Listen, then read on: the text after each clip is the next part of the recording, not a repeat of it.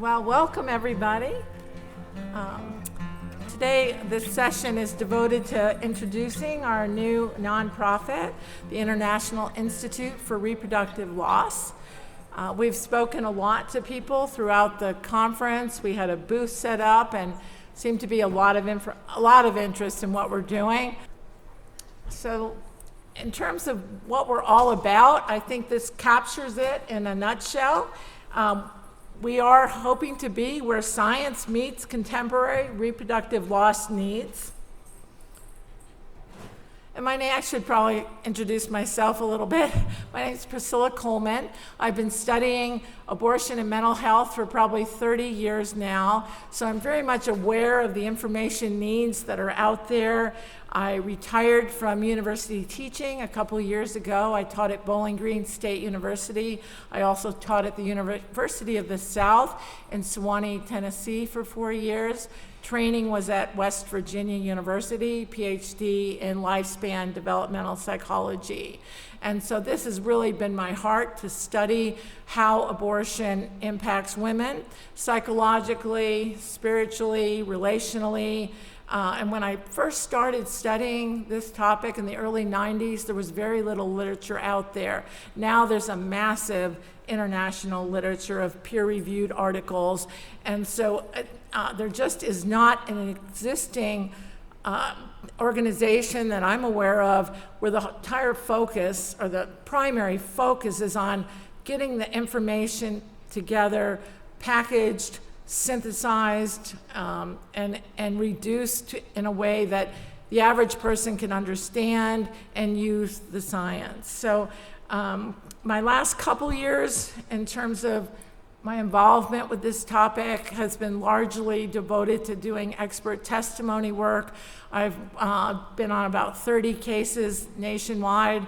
I've been literally all over the world sharing the information on the psychology of abortion. So now we're at this juncture where Kaylin Carlson, who is the founder and president, has devoted her life and resources to establishing this wonderful institute. We began working together about a year ago, and she hired me as the science director. So with that little bit of an introduction, we'll explain in more detail what we're all about. So we are dedicated to developing and disseminating educational and therapeutic resources for professional and lay audiences. With a firm foundation in scholarly research, our dream has come to fruition.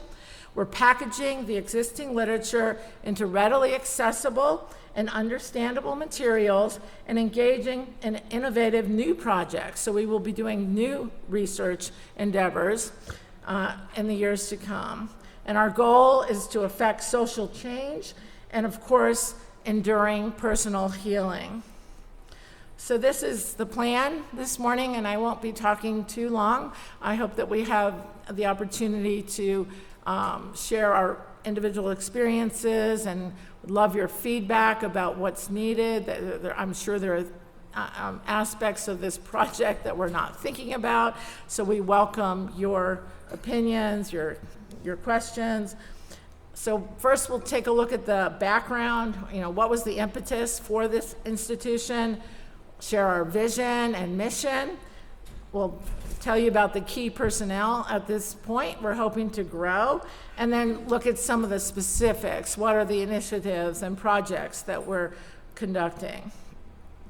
So the impetus behind the development of our organization is the fact that hundreds of thousands of individuals deal with the adverse consequences of reproductive loss, and many available resources lack a substantive, evidence-based foundation.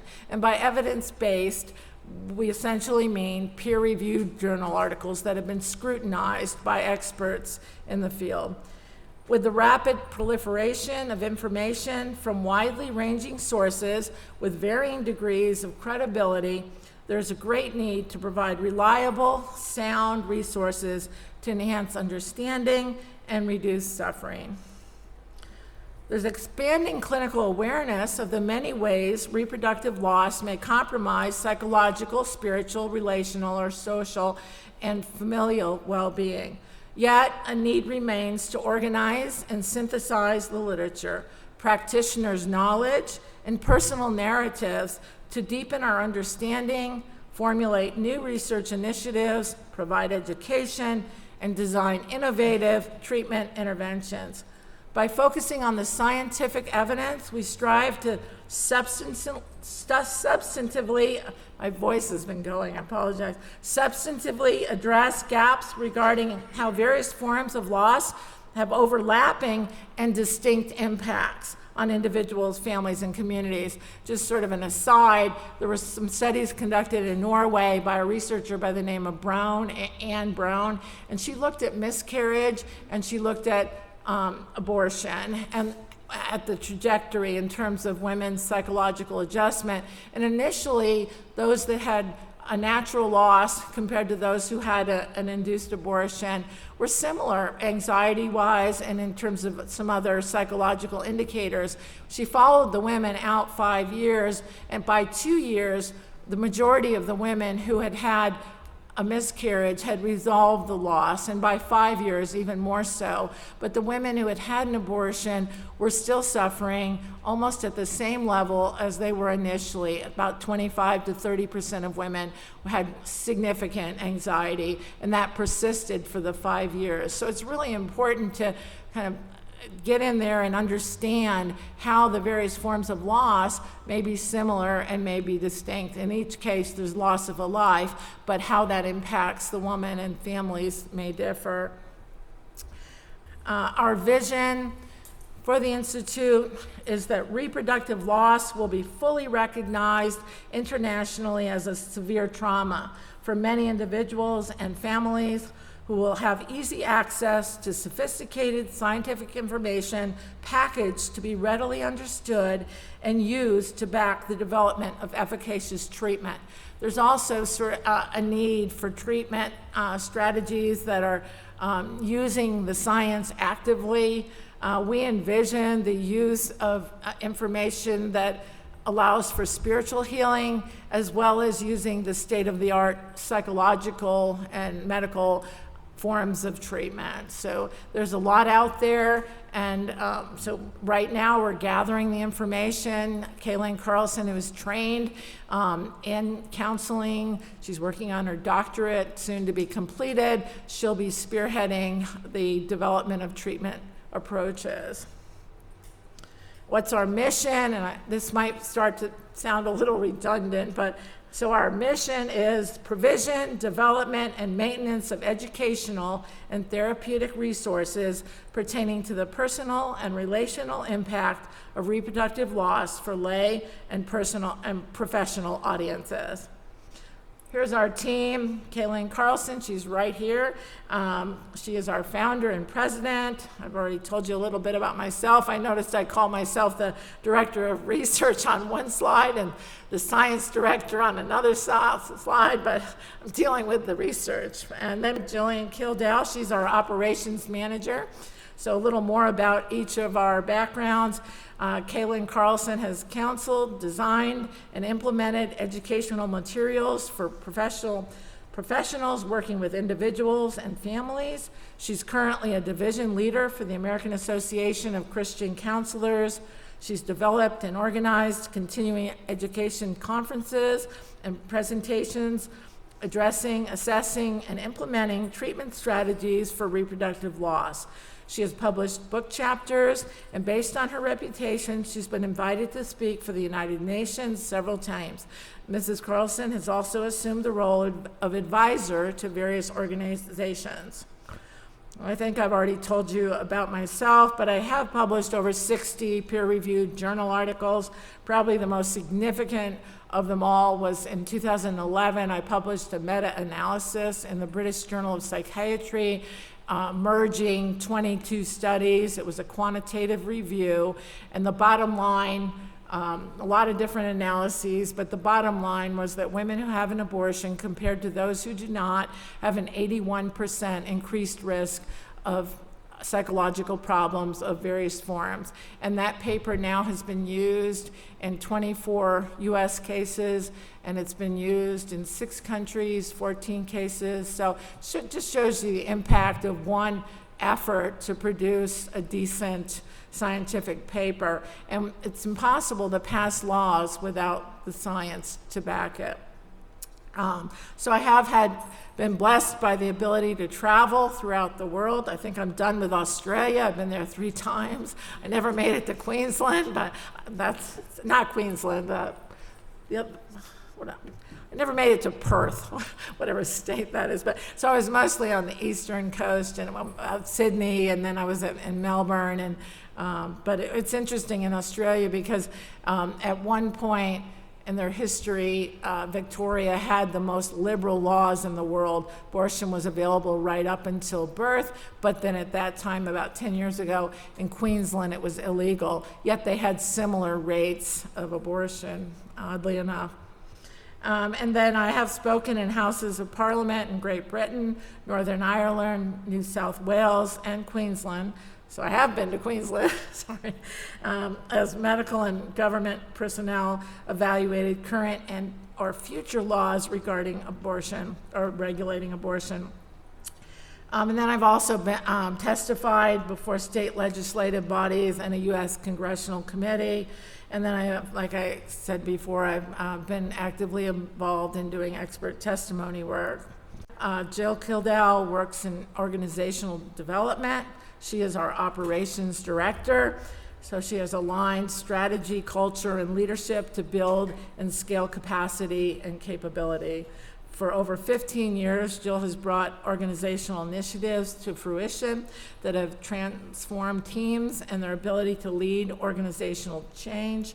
She has coached hundreds of employees, individually and in groups, from individual contributors to senior level leaders. Jill's certified in using many assessment tools. She's also a stay-at-home mom with 1 adopted child from Texas. They adopted Carson at 7, and their biological son, Hudson, is 7 as well. So here's some more details, some specifics about our work. Our professional staff, with decades of relevant experience, are devoted to staying current on published scholarly articles, supporting talented and passionate researchers, and offering treatment innovations while facilitating new scholarship. So here are some of our specific projects. This first one is the one that we have made the most progress on. It's to maintain a virtual library of peer-reviewed journal articles published worldwide related to each form of reproductive loss. This will include organizing, summarizing, evaluating, and sharing the vast literature, while also identifying and reviewing newly published research on reproductive loss. So within this domain of establishing this virtual library, there are a number of different projects. The annotated bibliographies that we're working on provide summaries of the international studies, of course on the US studies as well, on reproductive loss topics, including the psychological implications of abortion, miscarriage, stillbirth, and placement of a child for adoption. For example, the one that I've been working the most actively on is the psychology of abortion related to abortion decision-making and mental health. And it now contains approximately 350 single paragraph entries. So if you think about this, when people are trying to get a command of the literature, whether it's a lawyer or a therapist or a student or a woman who's trying to decide what to do in the case of an unplanned pregnancy, what we've done here is we're essentially summarizing 7,000 journal article pages into these 350 summaries and about 115 pages of text. So if you are needing information on a particular topic within this umbrella of abortion and mental health, you can do a word search. It's just a Word document, download the document, and then maybe you're interested in abortion decision-making, or abortion and rape, or whatever the topic is, abortion and anxiety. You just do a simple word search and you'll be able to find all the articles rather than weeding through thousands of pages of journal articles. So we really feel like this is a long overdue need, and look forward to helping people find what they need. As laws related to various forms of reproductive loss are developed and defended, lawyers and policymakers need quick and easy access to the primary literature for foundational evidence. And as I said previously, to our knowledge, no other organization provides this type of a resource.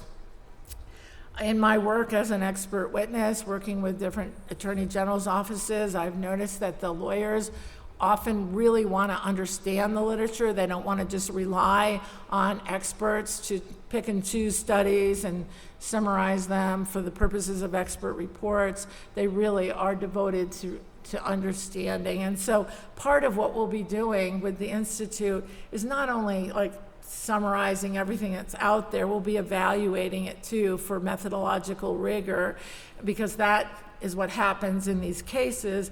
The two sides will argue about which are the best studies and what evidence should be used, what evidence should be dismissed. So we will be analyzing the quality of the studies as well, something I've been doing now for almost 20 years in the legal realm. The annotated bibliographies will hopefully be actively used by researchers, doctors, counselors, lay and professional, caring pregnancy center workers, clergy, and students, among other interested parties. And it's not going to be hard to understand information. That is our big goal, to make this accessible to all the groups and individuals that need the information. So here are some of the examples within the library.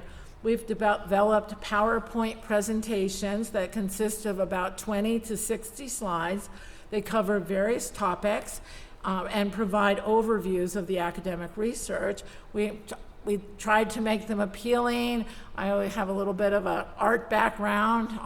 My classes in college, where I got my B's, always art, but I liked it. And so I do like colors and images. So I find PowerPoint presentations are just creative, and it's just fun to link the information with the photos in the background. So anyway, so we have those. There are about 30 now. We have more on abortion and mental health. We're actively developing them on stillbirth, miscarriage, and loss of a child through placement for adoption. And then if the PowerPoints are too much with all my colors and images, then you may want to just go with the research recaps, which are essentially the same information minus some of the stories and images, but they contain all the bullet point facts, and they have the sources, the academic research that backs the points that are made. All of this is available at our website and free for download. We encourage you to use the information. As with the annotated bibliographies, these documents are designed to pique the interest of a wide range of audiences, ensuring everyone can benefit from the wealth of information we provide. It's out there. We just need to start using it. Another project that we are doing, and I think this is vitally important because I don't know of another organization that's currently doing this. Every month I search several databases for all the newly published articles, and then we provide, this is just an example, I'm not going to read it, but so these are new journal articles that have been published throughout the world. We give you the title, the link to the article, and a summary. So if it's something you need for whatever purpose, and the current research is vitally important, because since the Dobbs decision, there's been a great deal of data and studies that have come out from the more pro-choice oriented researchers, denying the impact of abortion, and the studies are poorly designed. There's so much bias, so we really need to stay on top of the good studies that show the actual experiences of women. And there's a lot more coming out than I realized. I've always tried to stay on top of the newly published articles, but as I've been involved with IIRL, and it's part of my job, I'm amazed at how many studies are coming out and how big they are and how well done and how essential they are to our various endeavors. Also, we're providing news information. So each month I select a couple articles from around the U.S., popular, press, just, basic news outlets, not peer-reviewed information, but just news studies that may be of interest to our audience. So we do domestic, and what I provide with the news articles is the title, the date of publication, a summary, and then a link to the full article if you're interested. So this is a domestic example. Here's an international example. The international ones are a little more challenging to choose because there's so many countries, and so I try to pick ones that might have some broader applicability. Okay, so that beyond just the virtual library that we're hoping to establish, we also are going to be working on identifying and synthesizing existing literature reviews. So, and basically a literature review is a study that's peer-reviewed, but it doesn't contain, unless it's a quantitative review, it wouldn't contain any new empirical data or analysis. It's the author identifies multiple studies, many studies, in some cases could be as many as 100 studies, and the author puts them together, synthesizes the information, and that makes it easier for researchers and others who are interested in a topic. They don't have to read all the individual studies. If you find a good review, you can get up to speed on a topic. So we're going to be looking for the better, we call them narrative reviews, if there is not any numerical analysis, but also meta-analyses where there's a quantitative synthesis that takes place. And so meta-analyses are considered a higher level of evidence than the narrative or traditional reviews. The paper I mentioned that's being actively used throughout the world was a meta-analysis, and that made it more important in terms of impact. So we also will be conducting new reviews as we see the need for those. I hope to redo the meta-analysis because so much has been published since 2011. So another initiative is new research initiatives where we're doing actual reviews, but empirical data analysis as well. These are two examples of new studies, but they actually are in the realm of being literature reviews. I have felt really driven to get into the chemical abortion literature because, as we all know, it's the most actively used technique in our country and worldwide, and there just is not good data on the women who are undergoing chemical abortions. Now they're moving toward telemedicine. They may not have any interaction with any professionals, and one of our PowerPoints addresses, that's free for download, just addresses why chemical abortion is potentially so much more psychologically traumatizing than surgical. Both are hard on women, terrible in some cases, but chemical just has so much potential to be so much worse for women. It's like we have a tsunami coming.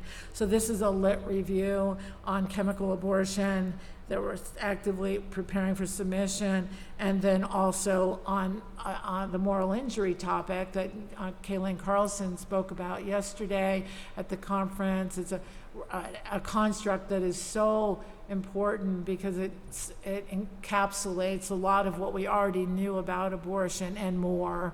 It incorporates the shame and the depression and the self-reproach and the guilt and we look forward to getting that one out into the literature.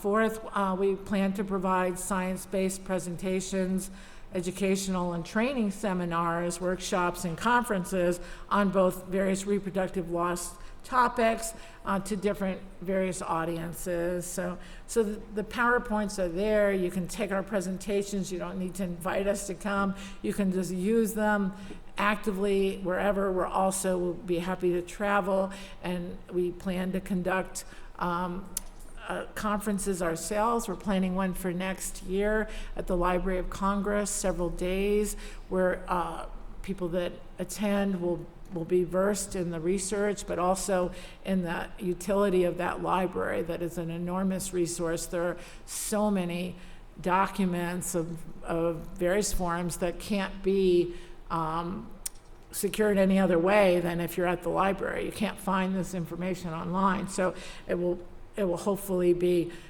useful to many individuals, but we're also kind of hoping to find people that really want to become researchers on this topic, and ultimately expert witnesses or whatever. So we're really eager to find other researchers, and we were thinking this might be a good way to find some people that may want to become involved with the Institute or go off and study topics on their own.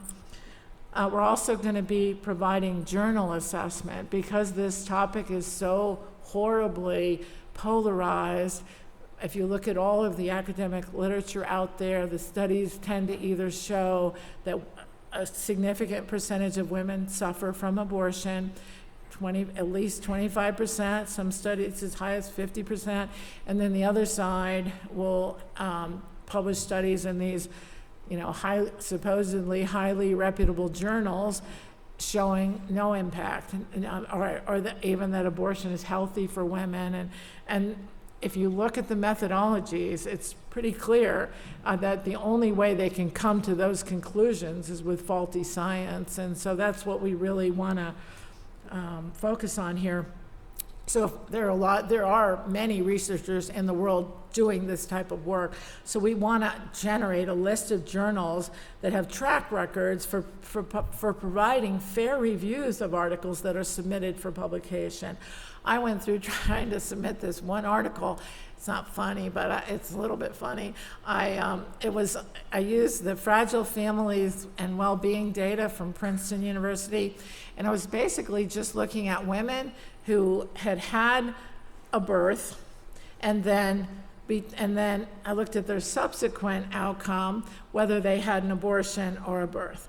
And so it turned out, I was looking at predictors. If you've had a baby and then you have another baby, or you have a baby and then you're going to end up having an abortion, what differentiates these populations? It turned out that it was all about the men. Maybe that's why I looked at a lot of predictors, like 80 predictors, but if the man was not helpful in raising the child, or the woman couldn't trust the man to do any child care, but it's been a long time. That was published probably 20 years ago, but I just remember thinking, is it because of the abortion topic that we can't get this darn thing published? It was with a really good data set, or was it because of the bottom line dissing of men? So anyway, there are all kinds of struggles in getting articles published on abortion. And so as a young researcher, I thought if this, once articles were in the literature, we were publishing, then people would have to pay attention, but they got so systematically ignored. So the next hurdle was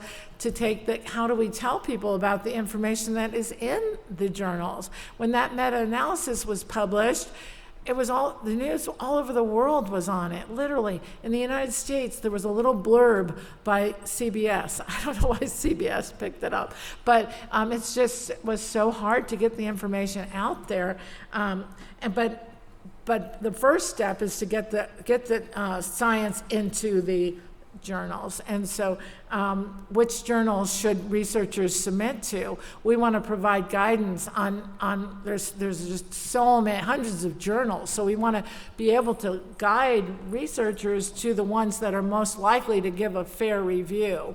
And many of these journals will just turn away a study without even submitting it. The editor will make a decision and just send you a letter saying it's not appropriate for our journal, or we have just all kinds of generalized reasons, and they never make it out to review. And then often the reviewers are biased, and so it's just such a process. So we really need to know which journals are the friendly journals in terms of doing real science and providing a fair review. Then we hope to deliver mentoring experiences, so that workshop that we're planning next year at the Library of Congress would be under this category for both graduate students and researchers. I spent most of my academic career teaching research methods. It was always the class the students hated the most, and so I focused a lot on how to make research fun and emphasized the utility of understanding the methods of science. Had to buy pizza for them sometimes. I mean, there were just lots of ways that I tried to get people excited. There were always a few that got excited regardless. So these are just some of the topics that we might do some mentoring on. We also now have PowerPoints that are on these topics already out there on our website with research recaps that cover the bullet points. We hope to be proactive in terms of the removal of poor science from the published literature. At this point, I've had to defend articles where the more pro-choice oriented reproductive rights researchers have called for the retraction of articles that I've published. The one that I mentioned was an 8-month battle. There were about 18 researchers. A lot of them were Turnaway study authors, if you're familiar with that. I have a PowerPoint on the Turnaway that's available on the website explaining their poor methodology. But they called for retraction to the editor of the British Journal of Psychiatry.